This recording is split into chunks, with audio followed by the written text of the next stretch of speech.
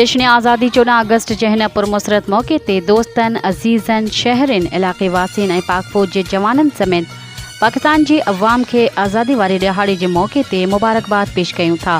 दुआगो आहियूं त वतन अज़ीज़ सदाईं अमन तरक्की ऐं ख़ुशहाली जे रस्ते ते गामज़न रहे। पारां डॉक्टर सिकंदर अली चाचड़ ऐं डॉक्टर एतज़ाज़ अली मलक करमपुर।